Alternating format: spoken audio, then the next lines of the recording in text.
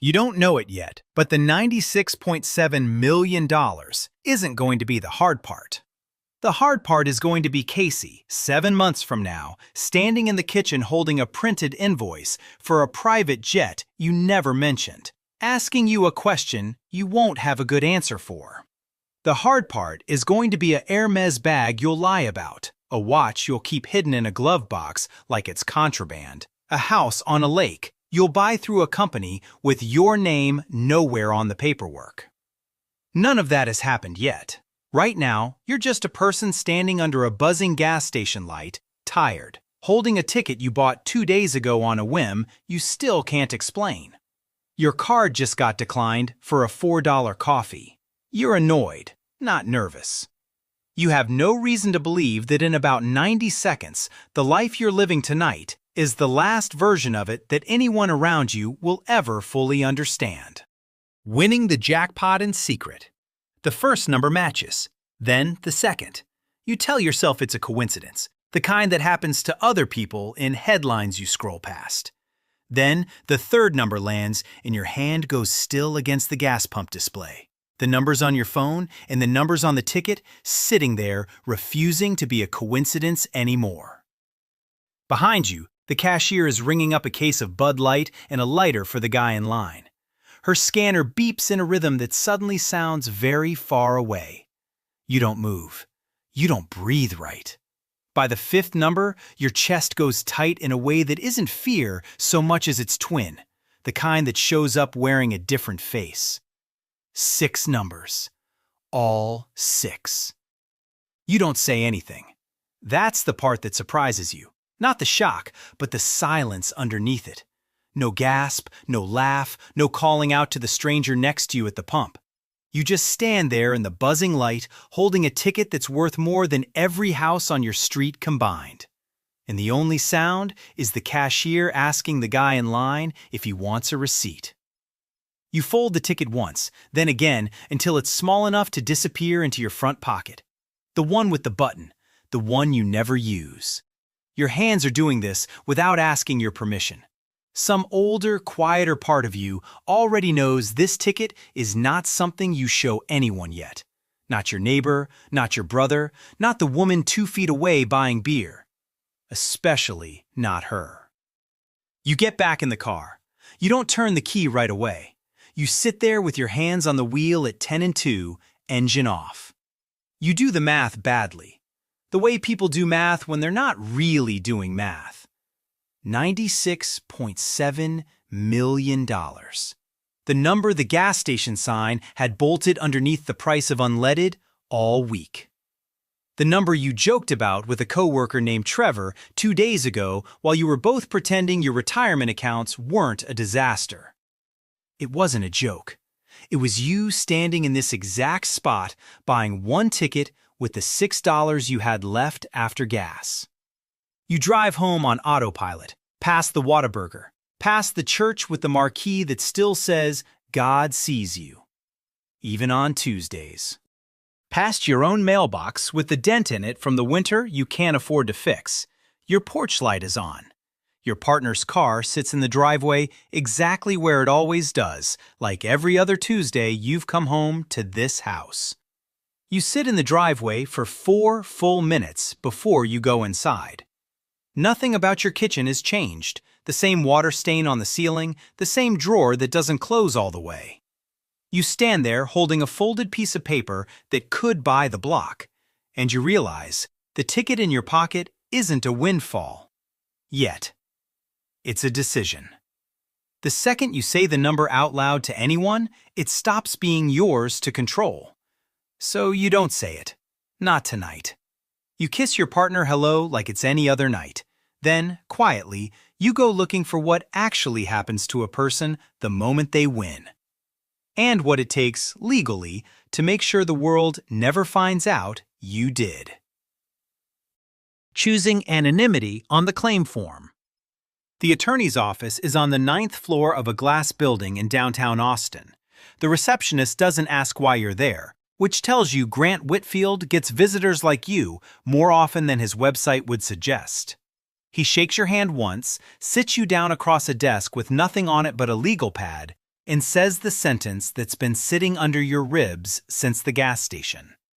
First thing, don't sign the back of that ticket. You look down at it, still folded in your pocket where it's lived for 3 days now, and you realize you almost had. Signing it makes it yours, publicly, permanently, the second someone photographs it. Grant slides a blank claim form across the desk instead, and near the bottom, small enough that you'd have missed it on your own, there's a box. Prize winner elects to remain anonymous. He explains it like he's done it 40 times, because he has. Texas lets you check that box if the win is $1 million or more. This one, he says without smiling, qualifies by a fairly wide margin, but the box only holds if you also take the cash option instead of the annuity. Annuity payments release your name after 30 days, regardless.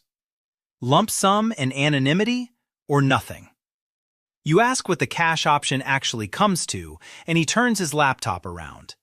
The number on the lottery sign was $96.7 million.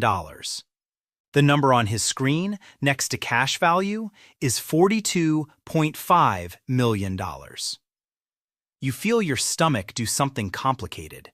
Not disappointment exactly, more like vertigo, watching $96.7 million lose more than half its size before you've spent a cent of it. That's before taxes, he adds, and you notice he says it the way a doctor delivers a diagnosis that's serious but survivable. He tells you what comes next, and it isn't glamorous. A revocable trust drafted this week with a name that isn't yours. He suggests something forgettable, something you'd scroll past, and you land on the Cedar Fork Family Trust, after the creek behind your childhood house. The trust claims the prize. Its name goes on the public record if anyone ever bothers to look. Yours doesn't. Who else knows, he asks, and it's not small talk. He needs the number. You think about it honestly. Your partner eventually has to. Your mother doesn't. Not yet.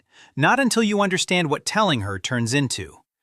Trevor from work? Absolutely never. 2 people, you say, and Grant writes it down like it's a variable in an equation he's already solved 100 times. One where every additional name is a point of failure. He asks if you understand what you're agreeing to.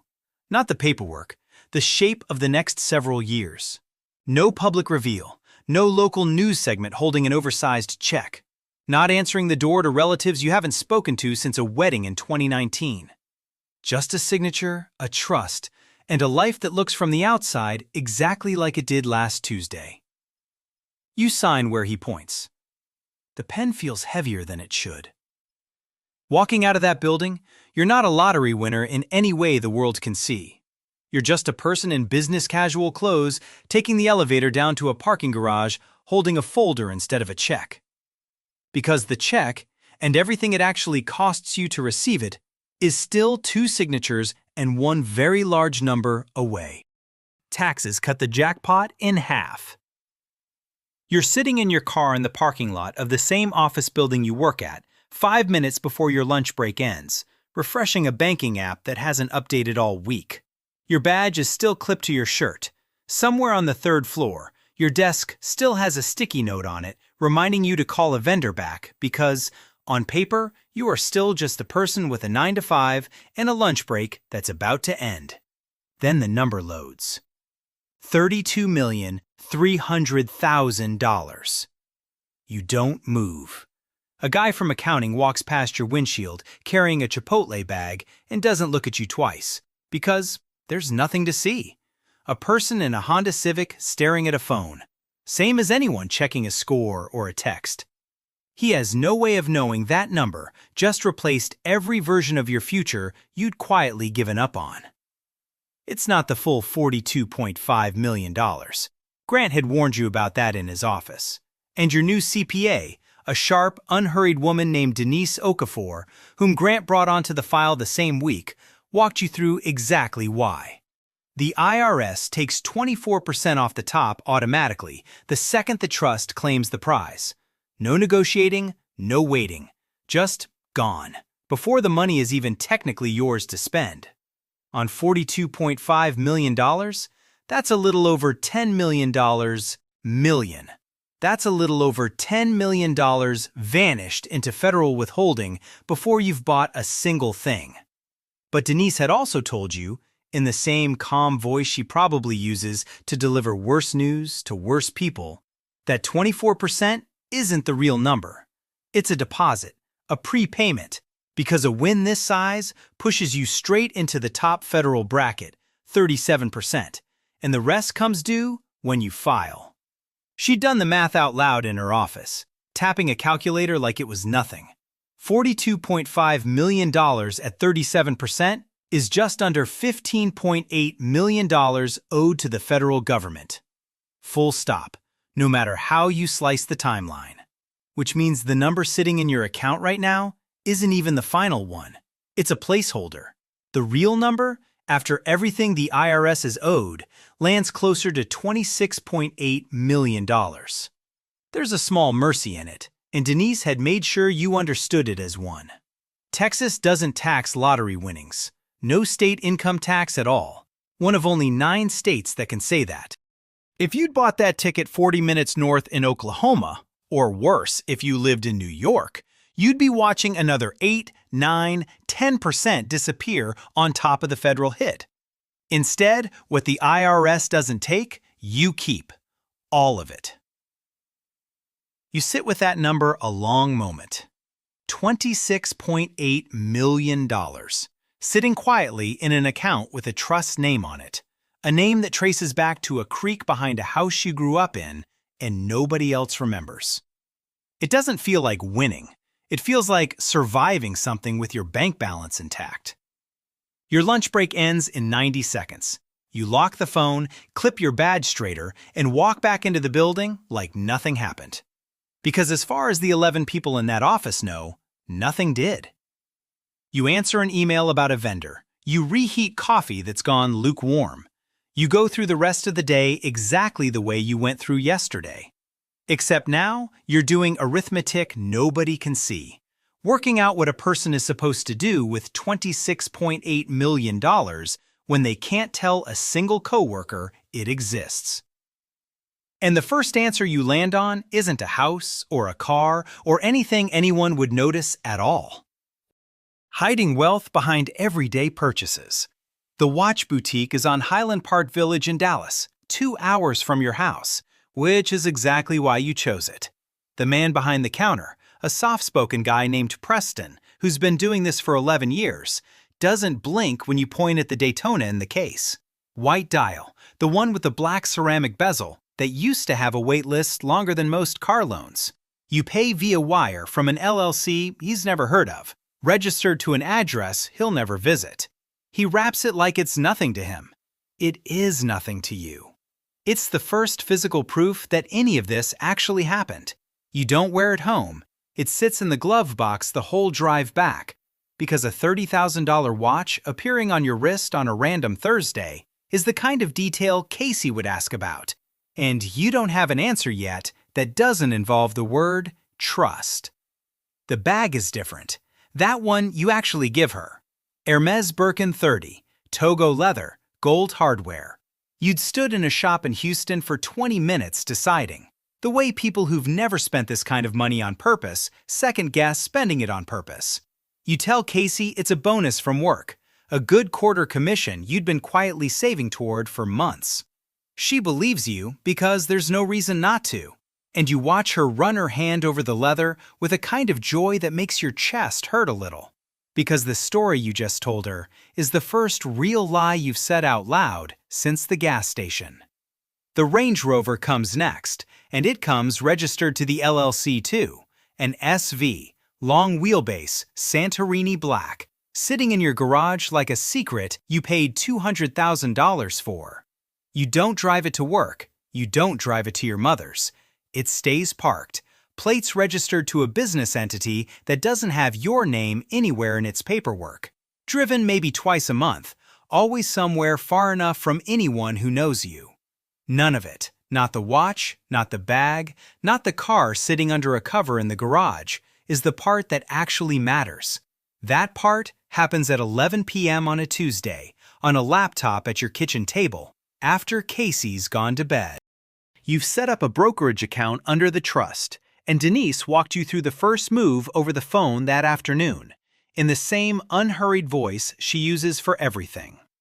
A chunk of the $26.8 million parked into a low-cost S&P 500 index fund, the same boring instrument every actual financial advisor tells actual people to buy, and nobody ever does. You stare at the confirmation screen for a long moment. It isn't exciting. There's no wrapping paper, no counter, no Preston nodding approvingly, just a number moving from one account to another, buying a tiny slice of 500 companies you'll never think about again, growing or shrinking in a way that has nothing to do with you checking on it. It's the least glamorous thing you've bought all month. And somehow, it's the only purchase that doesn't need an explanation. The only one Casey could see on a shared statement and not ask a single question about. Because to anyone glancing at it, it just looks like saving. Everything else you own now has a story attached to it. That one doesn't need one.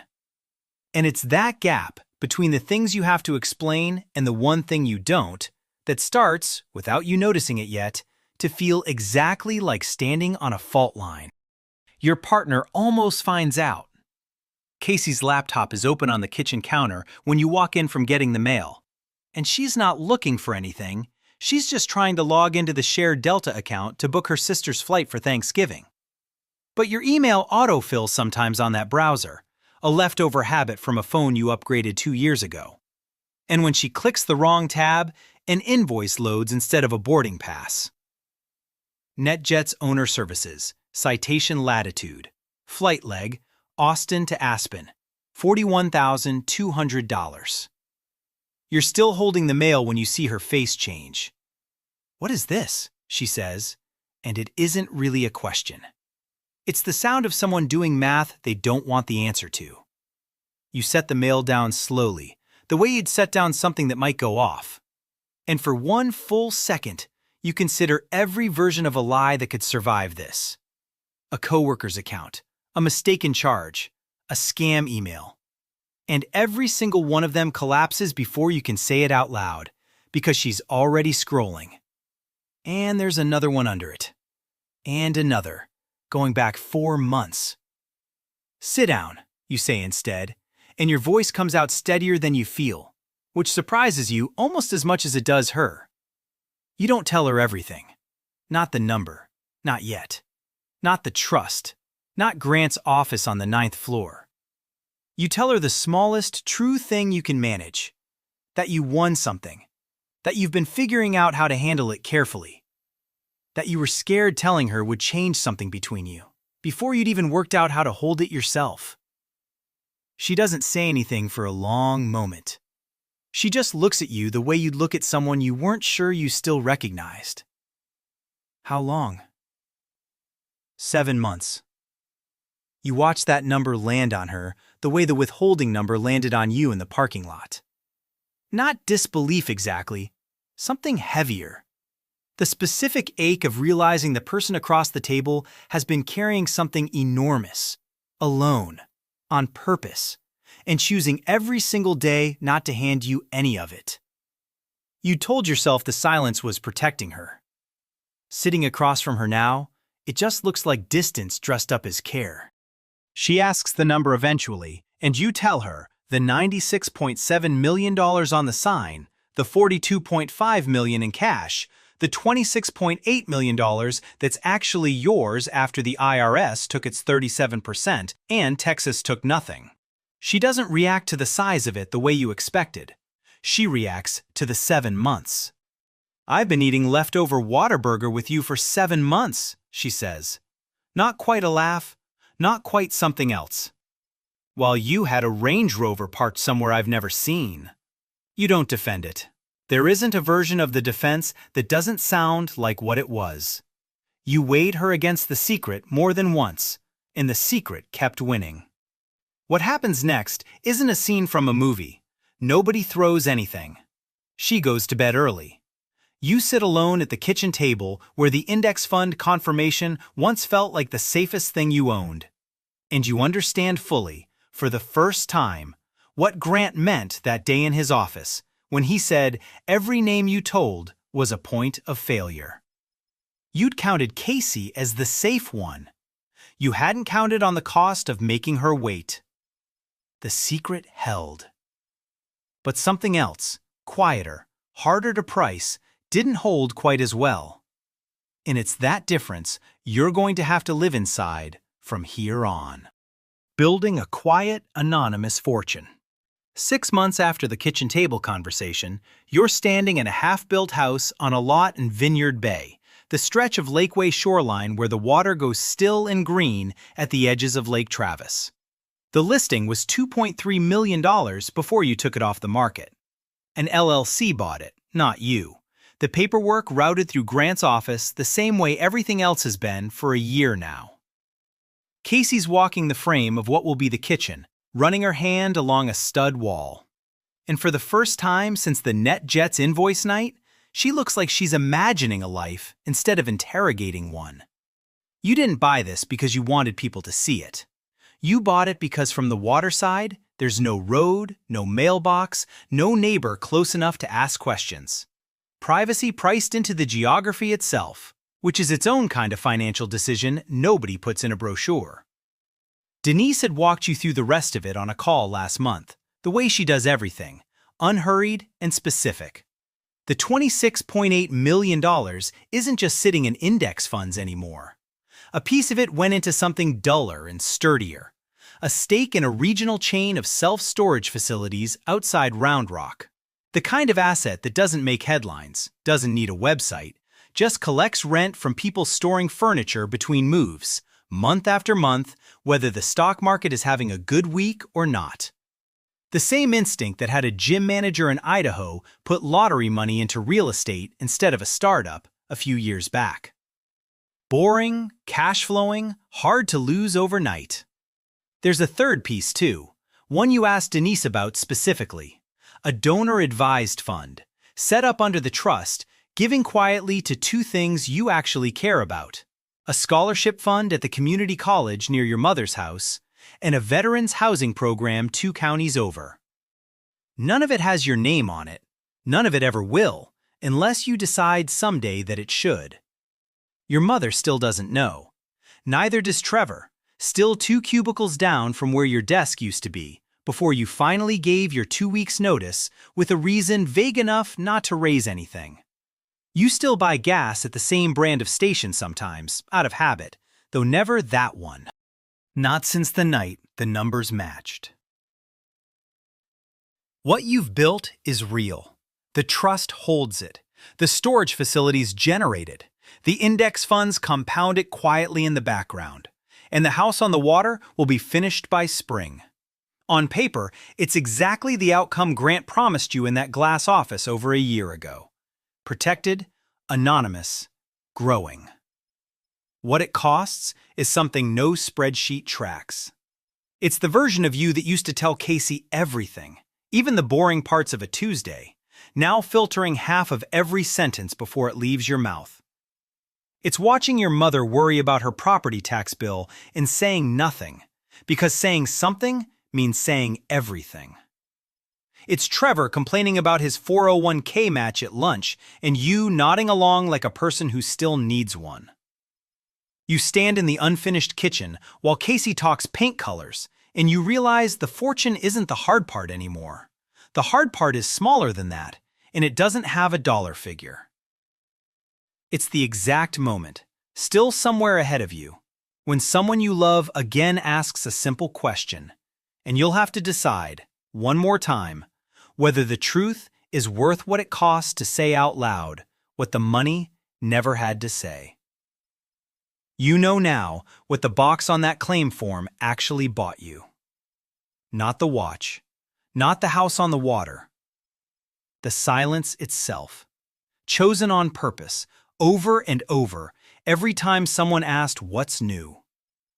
The fortune sits exactly where you built it, quiet and untouchable. What doesn't sit as easily is the version of you that used to answer a simple question without checking it first. Notice it this week, the small moment where you almost say something true and edit it instead. That's not paranoia, that's the actual price. The one no attorney quotes you. Casey still doesn't know about the watch in the glove box. You tell yourself there's time. There's always a next conversation waiting, closer than you think.